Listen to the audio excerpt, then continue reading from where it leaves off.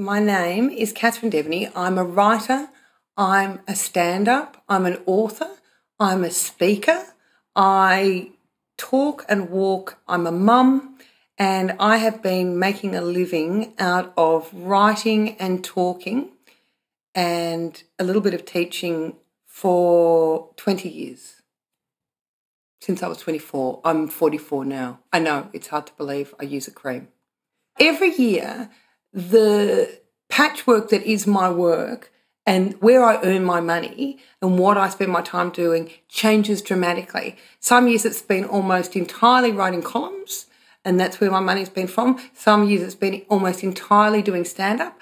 Other years, like last year, have been everything from consulting on comedy, running, writing workshops, author's royalty from writing books, going and working at literary festivals and speaking at functions, to private consulting on a whole lot of other stuff. So it changes every year.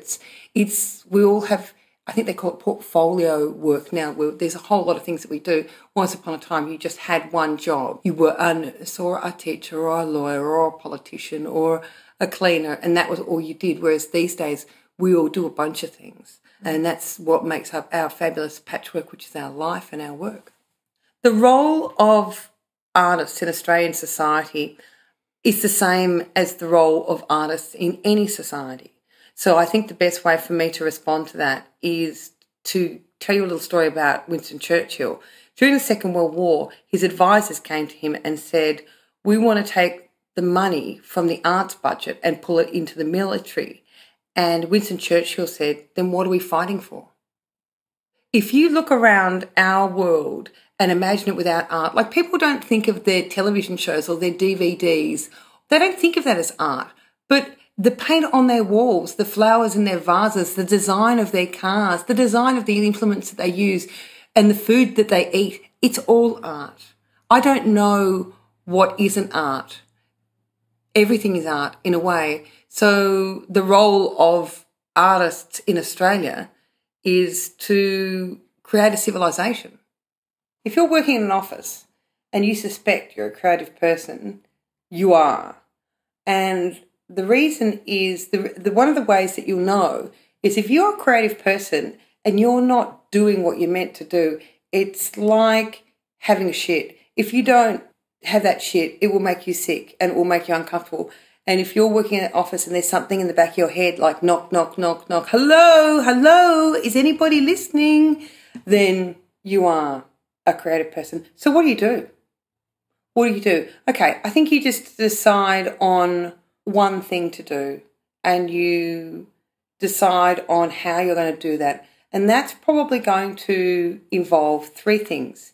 It's going to involve extending yourself, which might mean cutting down on your socialising, waking up a bit earlier, having a few cups of coffee and working beyond when you expected to. It will definitely mean overcoming those little voices in your head. It was Clare Bowditch who told me last year when we were working on a little talk she was doing, and I was coming over to have a chat with her, reading a book about brain plasticity. And for every positive thought, you have 17 negative thoughts. So first thing, know that you'll have to extend yourself. Second thing is expect the negative thoughts to come in, because they'll come in regardless. Just go, oh, okay, there's 5 negative thoughts, there's 6, there's 7, there's 8. Ask people to help and get educated. Now, when I say get educated, that mightn't necessarily mean go to uni. That might mean go to exhibitions, go to talks, go to gigs, read books, read about people who are doing what you would like to do. You know how they say, don't dress for the job you have, dress for the job you'd like to have? It's a bit like that. Okay, take yourself out of that zone and go into the place where you'd like to be and see how they do it. One of the main reasons people give up is because they look at how far they've got to go and don't realise and appreciate how far they've come. So just do it. My hints for people who have no idea how to promote what they do is, firstly, just get over yourself. Just get over yourself. I think it's a very Australian thing. The worst thing that you can be in Australia is up yourself. And when I started doing stand-up, there was this terrible culture, which I don't know whether is still around, but it was like, oh, that was terrific. That was a great gig. Oh, mate, I just made it up. I was so pissed. I had like 5 cans before I got up and was so stoned. You always had to make success look like an accident. Know that you're going to cop people who, call you like, I don't know, maybe they call me CatherineDeveny.com. I've got a website, I'm out there, I'm doing it. You only have one life. This is it. This is absolutely it. Don't say you're shy or you're embarrassed. Actually, it's self-loathing narcissism. No one cares. Just get out there and put your face in people's face. If not you, somebody else will do it. If there's going to be somebody's face on a poster, or someone doing that gig in the comedy festival, or someone doing that gig at the Spiegel TED, or somebody getting their book published, why not you? Just push that all aside, and the first thing you need to do is to get a website. Absolutely number one thing that you need to do. You cannot put enough money into that because firstly, it lets people know who you are and what you do, and they find out how to contact you. But it also indicates to people your worth. If you've got a good website, people think, well, then that's fair enough that you're charging a certain amount for your art or your writing or your speaking or your dance or whatever it is you do. If you're just walking around with some kind of handmade pamphlets, people are going to go, oh, I'm not sure, how good this is. People are, and it's wrong, but people are so easily confused. I saw a television show a while back and they were in England and they had 2 plates of chocolate chip biscuits and they were walking around a mall and it was just talking about how easily people can be manipulated. They said one of them was just home brand and the other one was organic and it was Belgian chocolate. They were exactly the same biscuit. They gave them to 200 people and they asked them, which one do you think is better? Do you think is high quality? They went, oh, definitely these. They looked the same. They were simply told these are organic and they use Belgian chocolates. They were exactly the same. You set up a website, people will be more likely to give you an opportunity. And also, if you have put that behind yourself, you're more likely to do something. You're more likely to get up a bit earlier or not spend the weekend doing, going on bus tours or and wasting your time doing something. You've put your money into it. It's like a gym membership. When you put your money into a gym membership, it makes you go to the gym. It's like that. You put $3,000, $4,000, $5,000 into a website, you will be forced to step up. And you know who'll force you? You. The landscape has changed an awful lot where we can make money, make a living, live our lives and create. These days, those people who were once the gatekeepers of information, the masters of the universe and the captains of industry that decided who got to say what, where, how and when are not there anymore. Well, they are there and you know what? They are having a huge tangle with reality because they can't say, no, you're not allowed to say that. No, you're not allowed to have access to those people because we have this thing called the internet, which has broken down all the barriers. One of the ways that's best to explain this is once upon a time people sent their kids to private schools for a lot of reasons, but one of them was so that they met the right people and they made connection and that notion of the old school tie, and particularly in Victoria.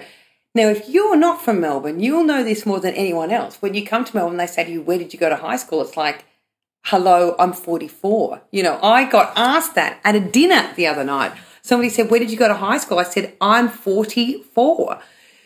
People would, particularly people from lower income areas, would do that as an investment in their children's future. No one cares where anybody went to school anymore. All they care about is how many clicks you've got.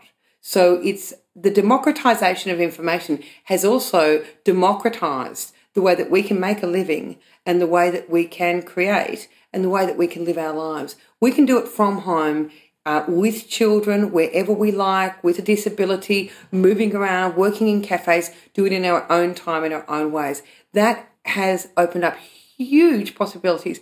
It has also opened up the fact that we have to restrain ourselves and we have to discipline ourselves because left to our own devices, we might just sit in our pajamas and watch telly because we're not going, golly, we've got to get on the tram and go to work and you're there and you're having awful Nescafe coffee and there's you have to go to a meeting and all of that stuff that 9 to 5 people do, which I've never done, but I understand.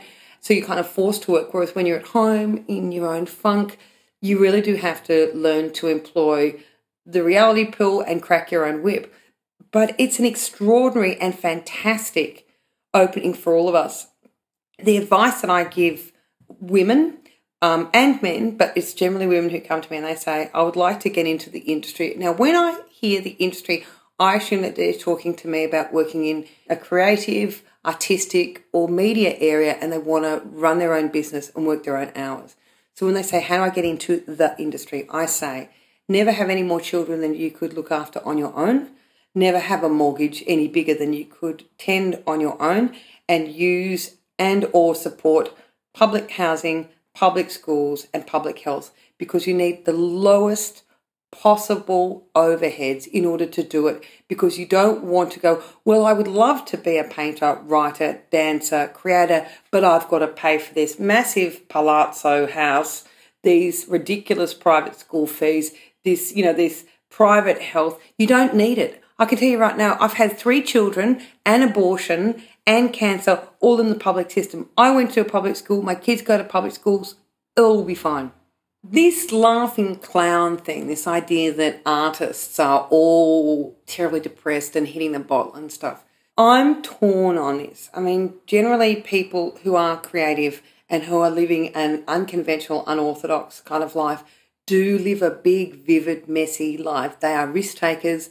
They feel things more deeper. Their highs are higher and their lowers are lower. And I think a lot of people get sucked in to feel that they have to have that in order to create.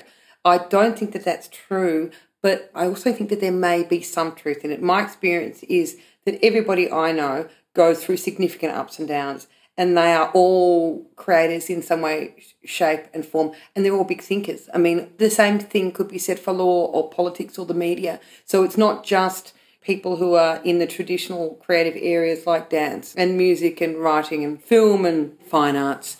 I've suffered very severe depression during the breakdown of my relationship with my ex, and the way that I got through that was running, writing and therapy. I was able to dodge antidepressants. I'm not against antidepressants when they're needed, but I do think they should be the last possible thing that you do in order to get yourself out of the hole. So I reckon find a good therapist. The reason that I didn't want to take pills is because I didn't want to have to then get off something. I didn't know how I would feel on them. I was worried. I was really worried about it affecting my creativity, but I was particularly worried about it making me worse. So I managed to get through without it. It was very hard, but I got through without it.